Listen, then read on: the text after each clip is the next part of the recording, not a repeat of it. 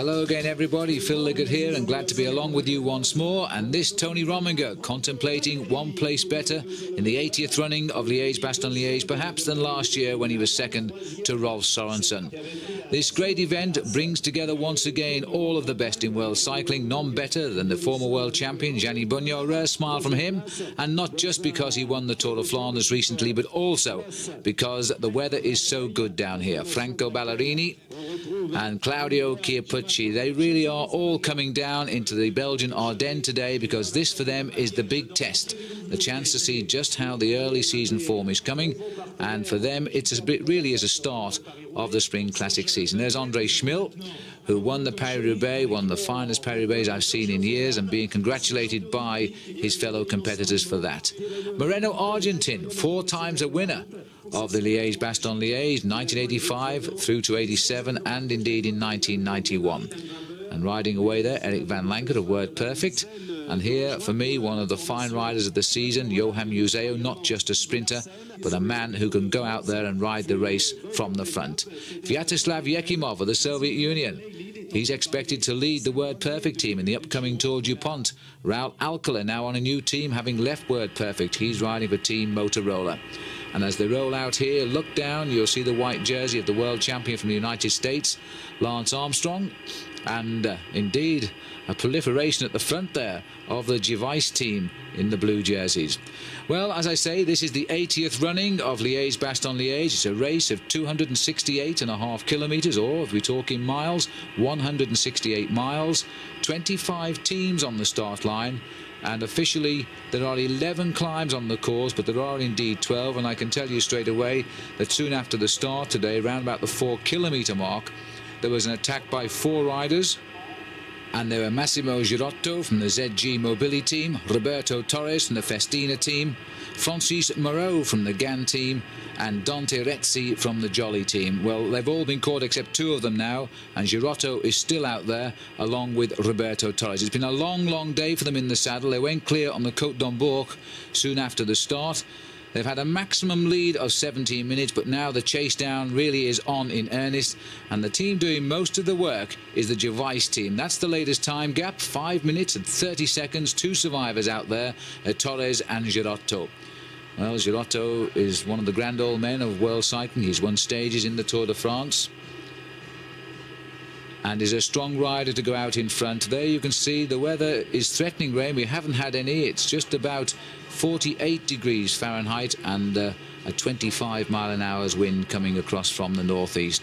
But the conditions really are much, much better than we normally have in this time of the year, April, down in the Belgian Ardennes. If any of you ever get the chance to go cycling down here, I can tell you it's the most beautiful country, and it's not the flat roads of Flanders now with the cobblestones, but the narrow twisting roads that duck and dive through the fir trees, where there are in fact a lot of wild animals roam around in the woods. It's a beautiful place to be.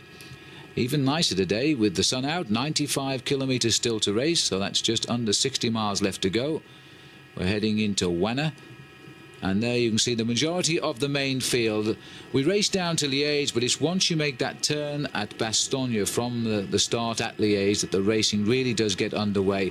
And quite often you get scenes of early attacks. There's the last few years of victory. Sean Kelly winning in 1984, same year that Greg LeMond finished 3rd and the best American player position so far in Liège-Bastogne-Liège. Kelly won again in 1989. Last year it was Rolf Sørensen, and sadly Sørensen not here, having crashed and broken his wrist, and he's really going to have to get himself back into shape now for the big rise to come. Stokke, and this is a short but very steep little climb, and through the village here as Stavlo, which is a very attractive little village, bypassed now by a bigger road, and has made the village a really nice place to be. Narrow roads, some of them cobbled, and the chase down continues. And it looks as though we might have Dirk de Wolf, previous winner of this race, setting the tempo on the front. And what a tempo it is too. Little Tony Rominger on the left of our picture, sitting in his saddle, keeping the cadence going well. Now he's out of the saddle to keep up with the pacemaker. Look at Lance Armstrong too, riding right at the front. Armstrong been a little unhappy with his form so far, but Motorola tipping the wing today, saying he's going well again before the start.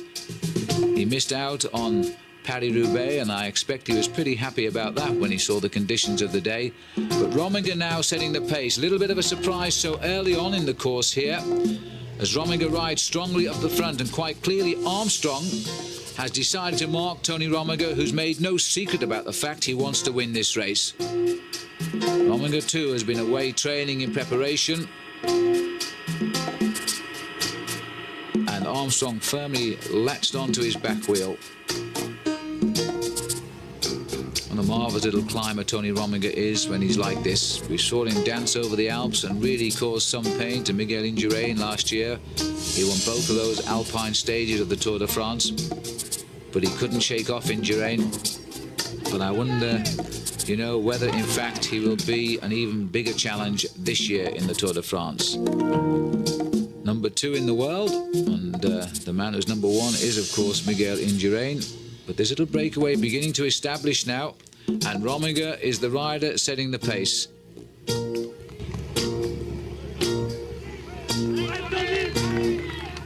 So this is the climb of the Stocker Wall, and we're leaving the town of Stablo, and Rominger here is accelerating, and you know, I think it's Furlan who's come alongside him, the Gervais rider. Jojo Furlan, a rider who won Milan-San Remo and has been virtually in hiding as far as the international scene goes ever since, but openly declaring he wanted to do a ride in Liège-Bastogne-Liège. He didn't feel as though the other classics in between suited him, the Tour of Flanders and the Paris-Roubaix, but he very much has always said he was coming back for Liège-Bastogne-Liège. This is the oldest professional classic on the calendar, starting in the very early 1890s, it's 1891. And a little breakaway beginning to establish itself nicely here. And it's gone extremely early under the impetus of Tony Rominger, and the white jersey coming across, I'm sure, is Lance Armstrong. He's read the move well. Still very conscious of the fact he is the world champion, and no victories yet since he won the world title in Oslo, Norway last year. And that, you know, is usually the case with world champions. They don't seem to ride well once they pull on the rainbow jersey. 2:10, that gap has completely crumbled now. Torres and Girotto will be with us very shortly. I think we can rely on that. And Rominger really has decided to split the field on this climb. We're on the cobblestones now.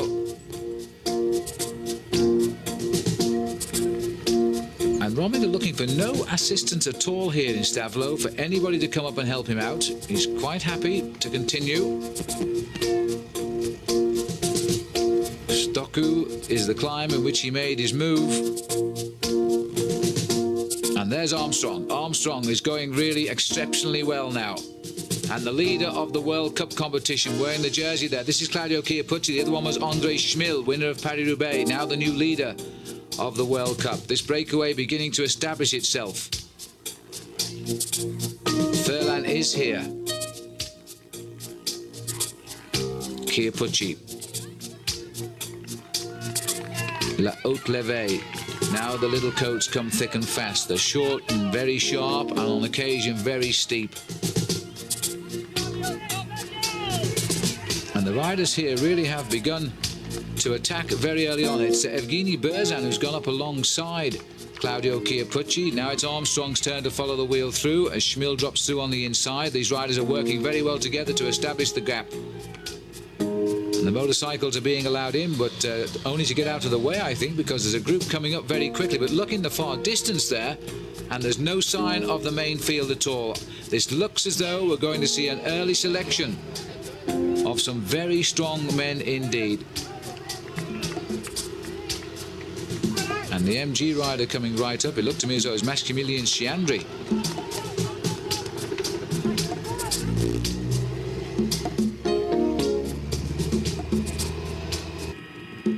Number 41 was Moreno Argentine. So the man of the Belgian Classics is here again. And still to come is Flèche Wallonne. And he'll be riding that as well.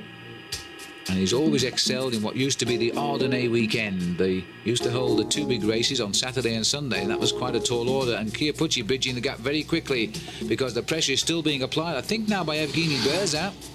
But they're trying rapidly to keep this breakaway going very strongly indeed. It was all started by Rominger, who at the moment is the middle of these three riders, and content now to see the rest of the riders put their 10 pennyworth in and consolidate this breakaway.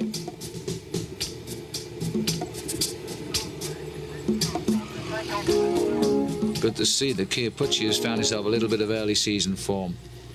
There's the composition of the breakaway, and Della Santa is the other rider I haven't yet mentioned who's come up, number 14.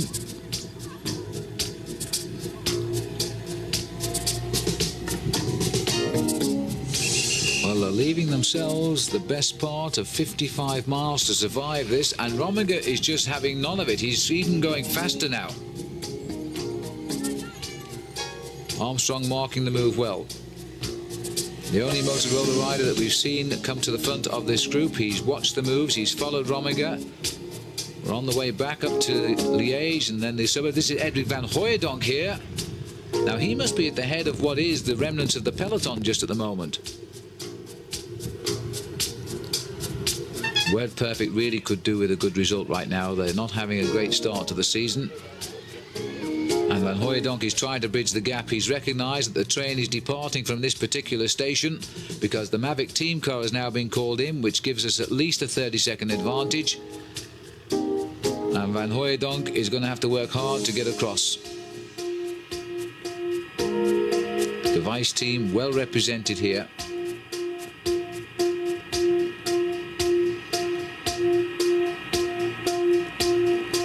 A lot of anxious faces turning over just to see what sort of a gap they're getting. Well, we can find out now. 15 seconds to Van Hooijdonk, and Schmil has let this group go because he's gone back to lead the chase at 40 seconds. So he was dropped on the climb here of La Haute Levée, and you know, he might well be feeling the effects of that race just 1 week ago. It takes a little while to recover from the pounding of the pavé of the hell of the north. But when you pulled on for the first time indeed, the leader's jersey of the World Cup Series, he's made his effort to stay with the men, and at the moment he's dropped back to a second group on the road. This is a wonderful course for the attacking rider. The roads are narrow, it twists and turns, you're always out of sight once you've got about half a minute. Onto the Côte du Rocher, 4-kilometre climb, which is a fair climb, this one, but it's not as steep as the regular ones. And Della Santa, Stefano Della Santa, sitting near the back here. Valuable teammate to have along for Tony Rominger. And he's also having what is for him a great start to the season. Won the overall classification of the Ruta del Sol, and also he finished a stage winner and overall winner of the Catalan week as well. So he's had 5 wins already. And he's a rider who will be a valuable ally to Rominger. Lance Armstrong is going to feel a little bit alone out here and looking very, very prominent in the World Championship jersey. Well, I have to say right now, he really does look good and strong. What a fairy tale ascent to the top of world cycling this man has made from an ex-top triathlete. He's broken in a big way in just 2 seasons. Moreno Argentin, the man of the Ardennes. What a lovely rider he is, but he's searching for some form right now.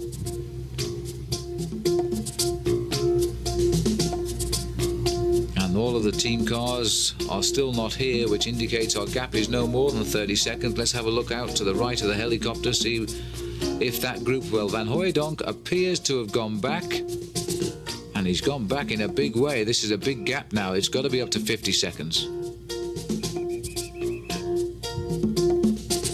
Over the years, there have been some terrible weather conditions, especially the year that Bernard Hinault won this race, when only a handful of riders finished the course, and indeed it's 55 seconds to the Schmil group, and the main field are losing ground. And I think they'll lose a little bit of their impetus too, because the teams that wanted their men away, I think have got their men away. The big name that's missing is Gianni Bugno, and the Polti team. And Andre Schmil is settled down in the second group on the road. He may recover.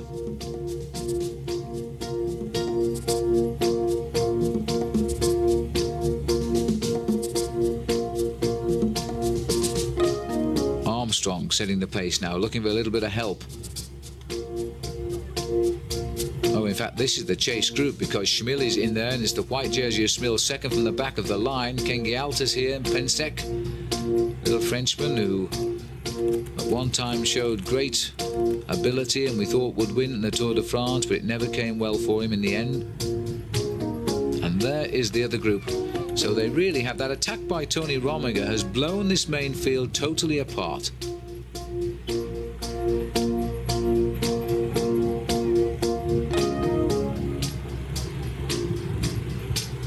The Lotto team. Peter Falazine is one of the riders down there for Lotto.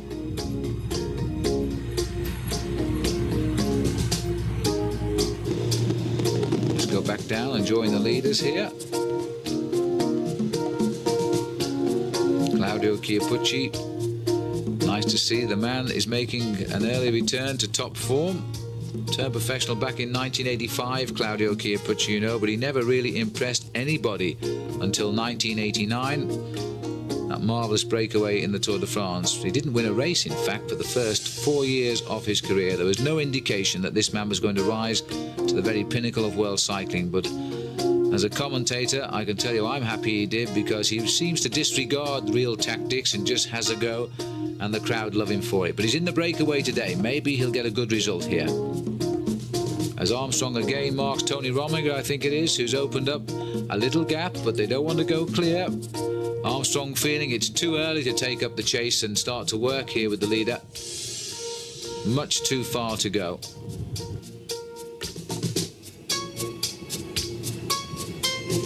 Well, I think Armstrong really is feeling his strength today, and he's feeling good. And look at that, 24th in the world ranked of cycling at the moment, and that despite only his second full year as a professional. Without putting too fine a point on it, well, many people often ask me how one visits the toilet on the road. Well, if you don't like it, you best turn away now.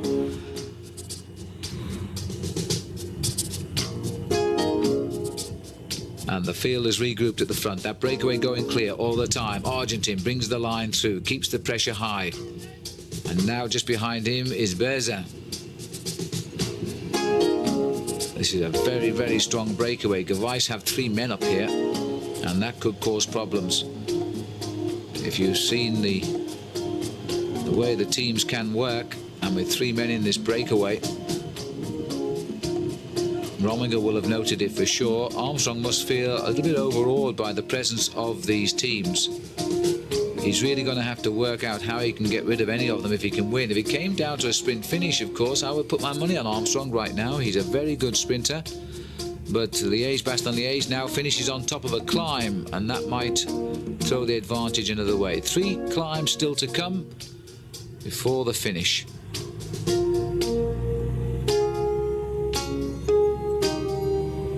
These stunning little villages in the Ardennes.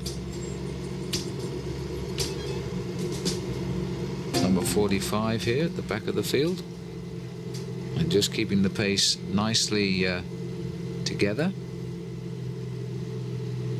This is the chase group here, and nobody, although the faces are serious enough. That's Pensek. There's André Schmil. And these riders are just trying to get on terms, but they're still losing ground, in fact. And they're not anywhere like getting on terms just now. And the big team that's missing in both of the groups is the Polti team. Haven't got a rider up here at all.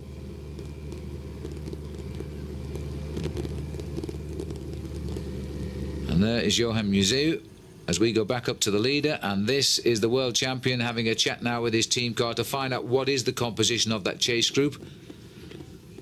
And really, if Lance is careful, I would spend a little less time now working to consolidate the breakaway, a little bit more time leaving it to the others to do the work. He can afford to do that legitimately as the only Motorola rider in the breakaway. And as you can see now, the Rominger group pulling well clear with Armstrong. Almost 2 minutes the gap.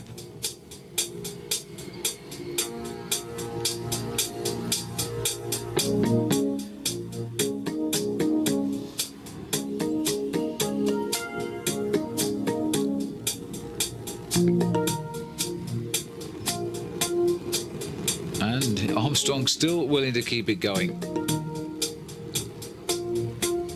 It looks like an interview going out there from the Carrera team car directly onto Belgian television pictures.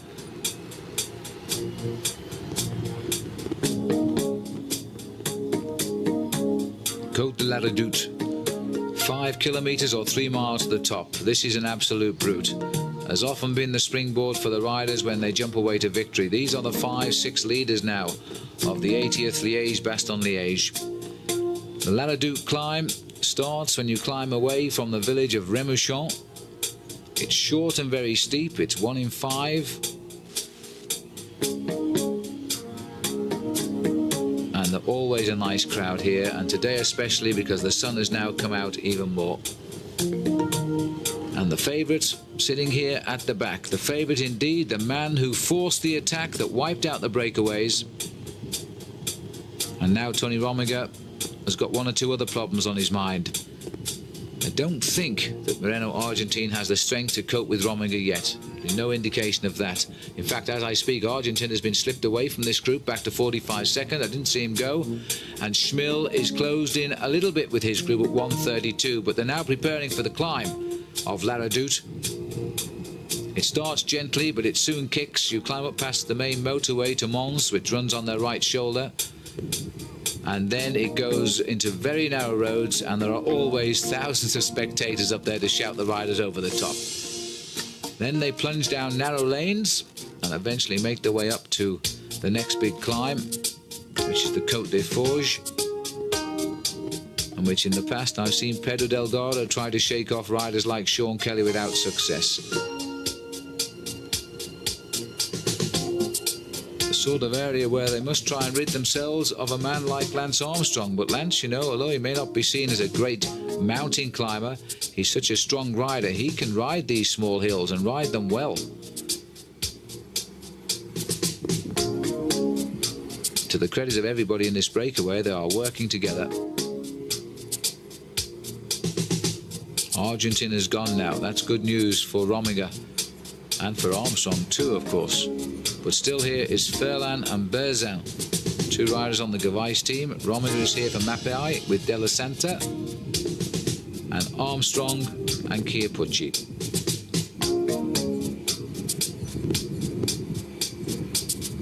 Rominger goes through. Where's number 11?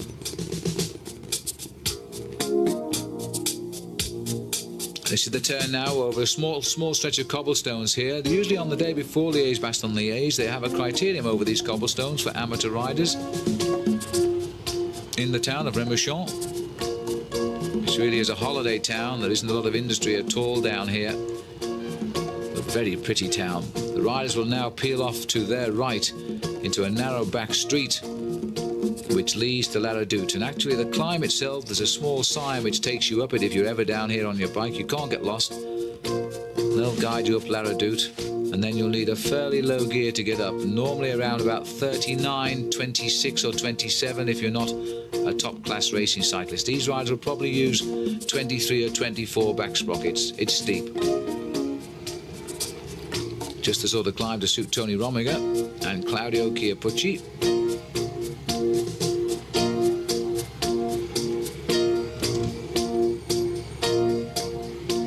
Quite clearly Armstrong not afraid of what's to come, straight up there at the front.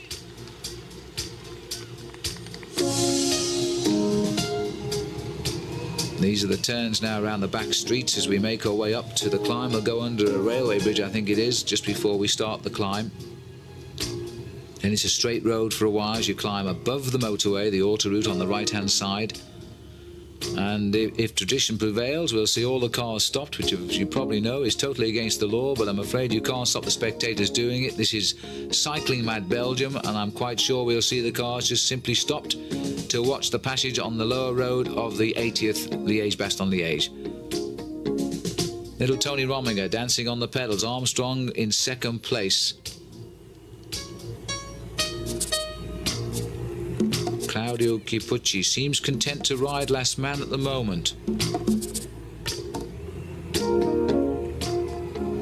Maybe, of course, he wants to feel the pressure and see what's going on with the strong riders in this group. He may not be that confident he's got the form for the last couple of climbs in this race.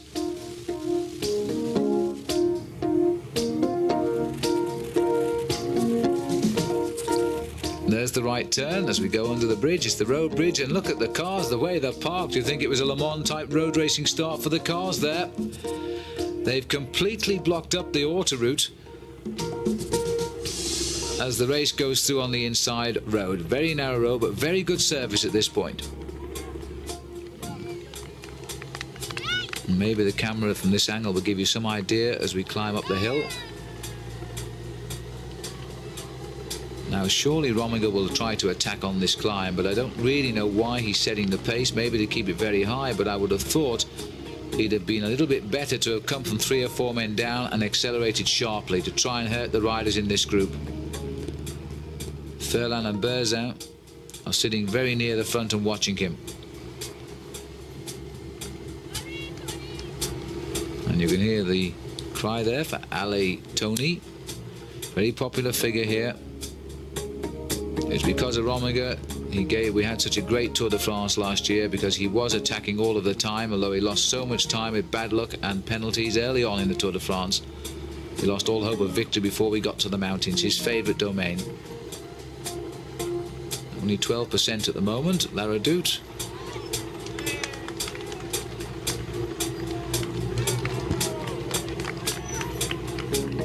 Pucci dodging around with the wheels at the back, 3rd overall in the Tour of the Pays Basque in Spain this year, but no other real result to his name. The big boys like their form to creep gently in through these spring classics so that when they come out for the races they consider their main targets, the Tours of Spain, Italy and France, the form is there. It's a long season. 19%. We're getting a little bit steeper now. This is the 1 in 5 section. Pucci just sitting down in the saddle. Rominger setting the pace, but I'm afraid he's got for a shadow the 2 boys from Javis. Della Santa on the far left of our picture, and I have to say that Armstrong riding this brilliantly, tucked right in nicely in the centre. You can hear the cars behind blowing the hooters. This is to keep the crowd back now because they can in fact narrow this road down to just the width of a couple of cyclists. It's a very narrow climb. And Rominger setting a terrific pace up here, but he's hurting nobody. Although I suspect he's hurting them, he's not actually breaking their spirit at all. Furlan and Berzin. Berzin the rider just in front here of Pucci. What a superb piece of riding, though, by Armstrong particularly, yes, but by the man at the front here, Tony Rominger. And in fact, Pucci's in a little bit of trouble, but he's going to be safe if he can just hang on a little bit longer because we flip over the top and go round to the left of the course there. And they have climbed this completely as a group, and I have to say I'm a little bit surprised. I really thought that Rominger might have tried here to have broken 1 or 2 of them. There's Berzin, number 42. He's come to the back and right alongside Rominger now, just to remind him he's not feeling too bad, is Jojo Furlan. Been a professional now. This is his 4th season as a pro. Furlan started well in 1990 when he won the Italian national title. That was his only win of the year, by the way, and he was the champion of Italy. And don't forget, this was the sort of area when we started the big Italian Renaissance. And then he came good in 91. He only got 1 win, but we started to see he could ride the big races. He had a 7th place in the Tour of Switzerland, which many riders use as a warm-up race for the Tour de France. Top of the Côte de la Redoute. They'll be sprinting for the prize at the top because there's a championship of the mountains. And I wonder if Rominger is going to continue to push for that. The early breakaway wiped out quite a few of them, but not before Rominger wiped them out on the climbs. Jojo Furlan continues as a man who loves the classic season in Belgium. He finally got his victory in the Flèche Wallonne in 1992, which is slightly changed this year and will come 4 days after this race this time, when it used to be before it. That was a request by the organisation of this event. And there, I think it's Rominger going away. He's going to take the prize at the top, at least for all of his efforts. And Berzin chasing him. Pucci continues to ride at the back and follow the wheels. Excellent speed from Tony Rominger.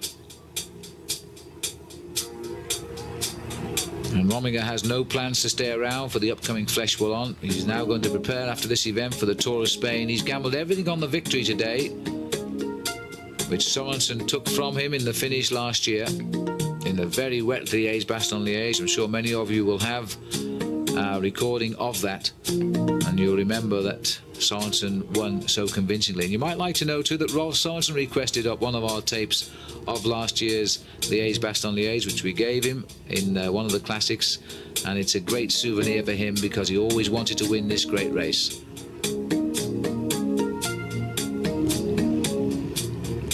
Now the narrow roads over the top. Sharp right, general regrouping. There's no real descent off the top of La Redoute for a little while. That's why if you do get dropped up the climb, you don't normally get back. And for that reason, it does appear that they've kept a very tight formation indeed on the climb. This is Giorgio Ferlin, winner of the Flèche Wallonne. Had his best season last year when he finished the season in second place in the Tour of Lombardy. Now Chiappucci and Lance Armstrong. Armstrong not prepared to go with Chiappucci on the attack, keeps on looking round. So just a shade over 37 kilometres to go down to the finish. That's about 24 miles. And the field has regrouped again. And I can tell you the chase group behind have collected up Moreno Argentin, containing Andre Schmil, but they're losing ground on this group completely now. So we could be looking here at the breakaway. Now, I'm sorry about this little bit of picture breakup. It's not a fault on your tape, by the way. This is the way that where they film. We call it a microwave system, which uses the helicopter, and the motorbike you can see down there sends us the signals. Occasionally the trees cause interference from the signal, and therefore we do get this little bit of picture breakup. But there's nothing we can do about that, but I think you'll agree these pictures generally are magnificent, that they come from our hosts at Belgian television. The field is regrouped, and judging by we're looking down there, so too have the motorcycles. They've managed to get through on the narrow roads and move on towards the Côte des Forges, which is the next big challenge and the last real challenge before the finishing climb itself, up in the suburb of Ans. And there's the confirmation of that. One climb to come, the Côte des Forges.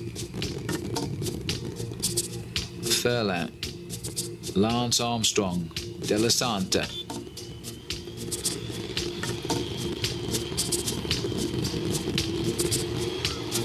Well, Rominger started what I thought was a move so early it was almost suicidal. Look at the gap now, 2 minutes 30 seconds back to Andre Schmil's group. Well, they can expect no help from Moreno Argentin, of course, because he still has his teammates up here. Berzan and Ferlau.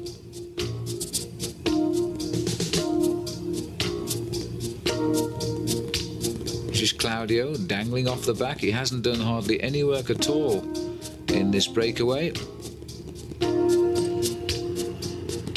Being joined now by Ferlin.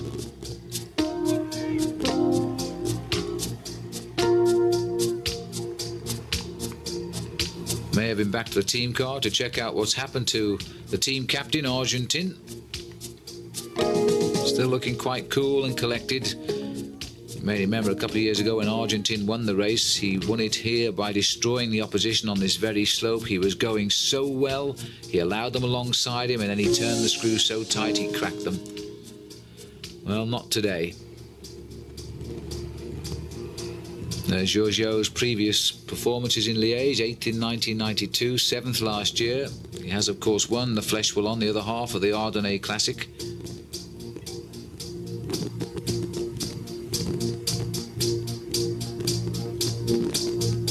And his big win coming in Milan-San Remo this year. And De La Santa. It would be a marvellous result for him, but I think he'd be a little bit handicapped by the presence of his team leader, Rominger. He's along now to protect Rominger's place in this race. Rominger making no secret about the fact he wants to win, but you know, for me, time is ticking away for Tony Rominger.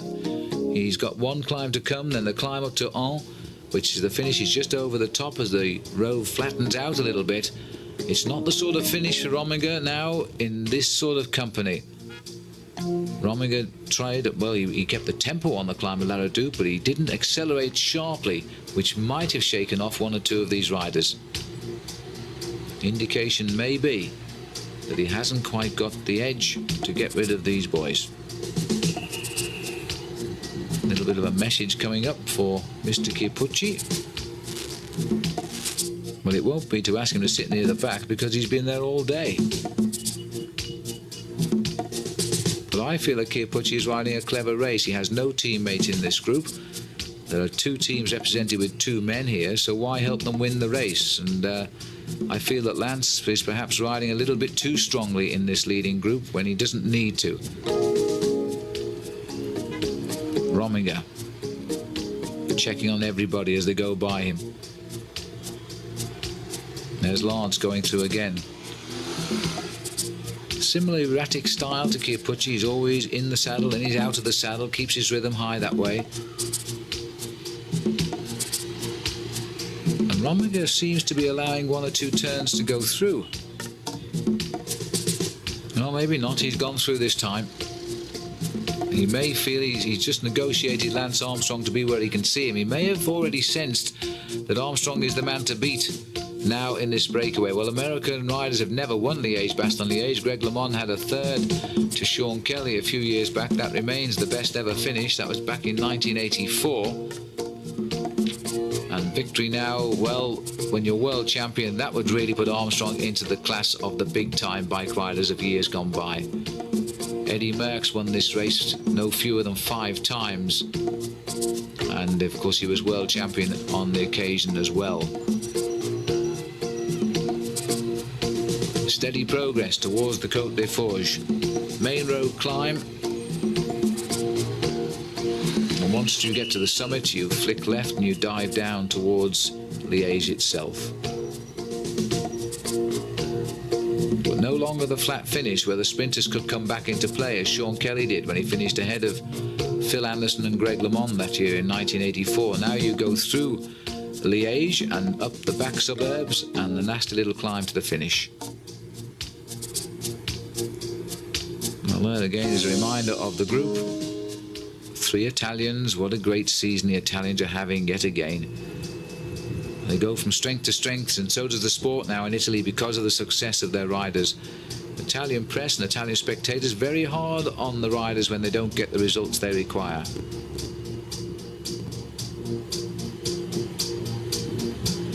Nobody else now will get across to this group. They've gone too far ahead. And once up the Côte des Forges, they can start to think how they're going to outmaneuver each other. The one, well, I won't say strange rider, but certainly unusual to see a Russian rider in at this stage of Liège-Bastogne-Liège. I don't think it's ever happened before, but we've got Evgeny Berzan here. And 1 or 2 Americans will remember him, because I remember when he was a junior rider, he rode in the Redlands Classic in the United States and he won a stage. Young Russian rider, well, he was young Soviet Union rider at the time. Now, since then, he's been the world pursuit champion, which he won in 1990 in Japan. And now, with the green light given to these Russian riders to turn professional, he's settling in as so often they are. Andrei Schmil is another rider who's done well this year, winning Paris-Roubaix just a week ago. But there's no big results yet for Berzan. He got his first time trial win as a pro this year when he won the time trial stage of the Criterium International in the south of France. It's a lovely race at the right time of the year. Temperatures around 60, 63 degrees, and it makes it feel most pleasant as the warm air comes in off the Mediterranean down there. And he finished 3rd overall in that race as well. And he's also had a small win in the Tour of the Apennines road race. But this, for him, is big-time company. This is Furlau, sitting a lot at the back now. 242 to Schmil's group, 440 back to the main field, so they're out of it.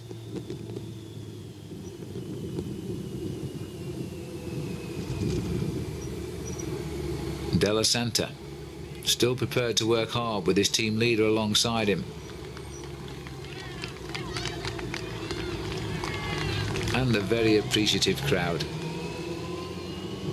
The population down in the Ardennes is very sparse indeed. You've only got the villages you pass through because there really is nothing out in the countryside, only the hills and the trees. So it's not like in the area of Flanders in Belgium where you get thousands of people watching and great enthusiasm. We're now in the French-speaking area, the Walloon area, away from the centre of Brussels. And very often the riders in Belgium, in Flanders, who come to race in this area can't even speak the language, and they're still in their own country. It's a very strange experience, and I've come here with Belgian cyclists who have actually used their hands to explain to their own countrymen exactly what they want.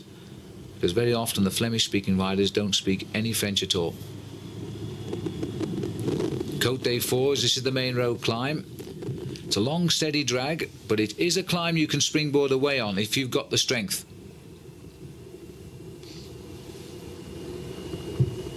Last drink for Fairlane, sitting there at the back of the group where he's been for a little while now. Lance Armstrong's never ever shirked his bit of work at the front. He's always come through. It looks as though Chiappucci's now beginning to test the riders too, getting a bit more speed out of him. Rominger right on him and watching him.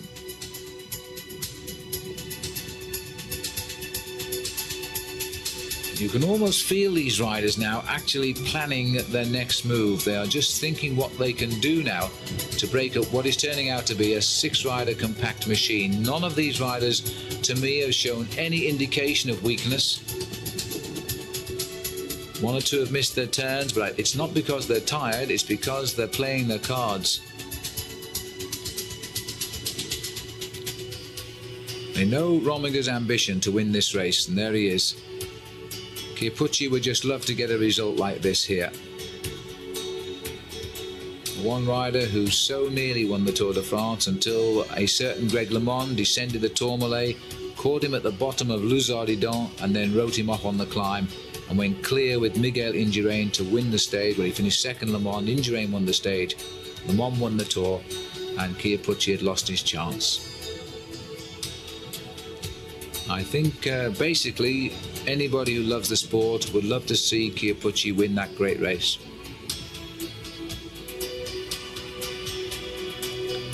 Now the pressure's on again and the gaps are opening. Armstrong right there, marking every move, following Della Santa through. Rominger forcing through now Berzin. Berzin allowing the speed of Armstrong. It's Chiappucci, I beg your pardon, the speed of Chiappucci there, saying, well, come on.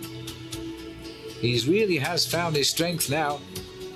The gap has opened at the back and it's taking a little time for them to close it down. Armstrong is just below our picture here.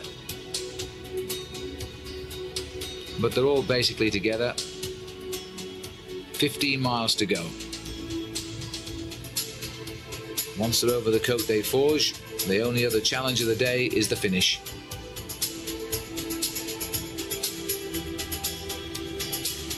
The Vice team coming up to speak to two riders in this breakaway, Guigny Berzin and Jojo Fairlane.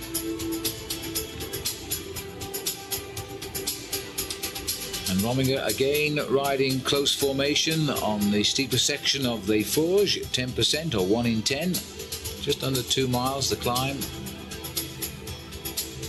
And once more you see there's nobody seems to have the killer punch here. They're keeping the rhythm high and each rider can match this rhythm.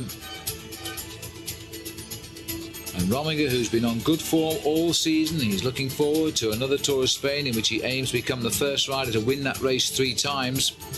Started off well this year with his second victory in Paris-Nice, a race he said he really didn't think he could win, and all of a sudden in the last day he snatched it and took it out.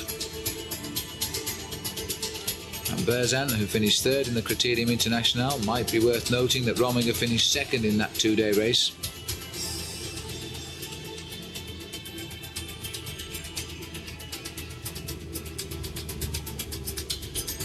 Chiappucci, still no sign on that face of pain, enjoying the rhythm as he climbs the Côte des Forges.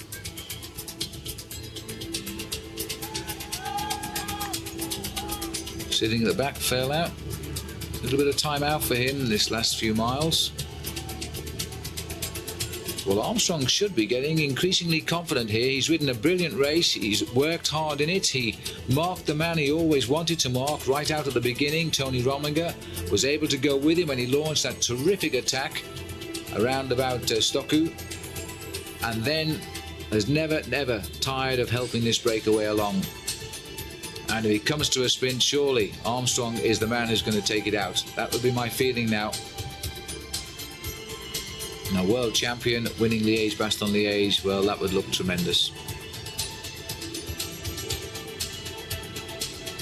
At this point, the hill is beginning to level, and there is no sign whatsoever of these riders cracking. None of them.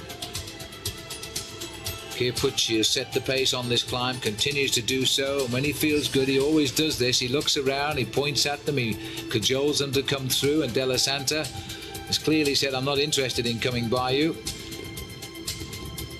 And Tony Rominger has got the wheel of his teammate now, Della Santa, and that's Della Santa's job, to look after Rominger. There's Rominger. A little bit out of breath, but having no problems other than that. Della Santa having his best season so far, and Armstrong going round them both, taking a nice big look into the eyes of Claudio Chiappucci and taking up the pace himself. He really is confident. And I'm just wondering now why the two Mapai riders have turned off the pacemaking.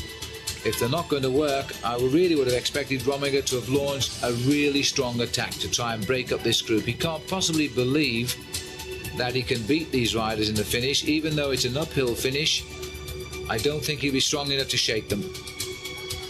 Maybe he thinks differently. If they use perhaps Della Santa as an early attack, which will force the group to chase him down, then Rominger might be able to take the rebound. But I would expect too that Berzan and Furlan are planning a similar attack. Enough of it, says Chiappucci. He goes to the back and checks them all out. You can see there the chain on the big chain wheel as they come over the summit of the Côte des Forges. These riders are flying up this climb today. Now they'll begin to make the descent. There is a descent off this climb which will take them down towards Liège.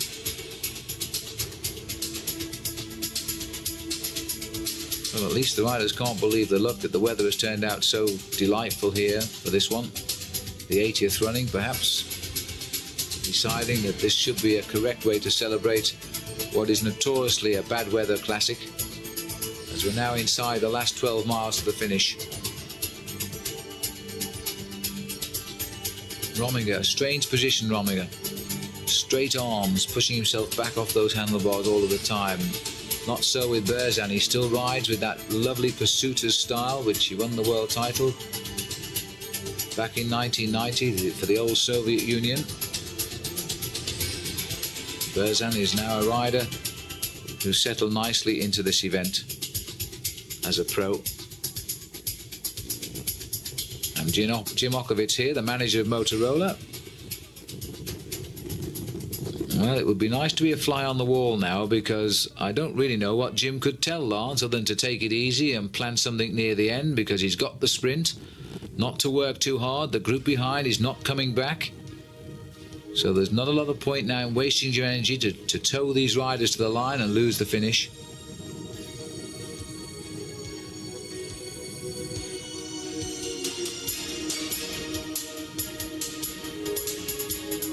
Schmill is still in a chasing group behind, by the way.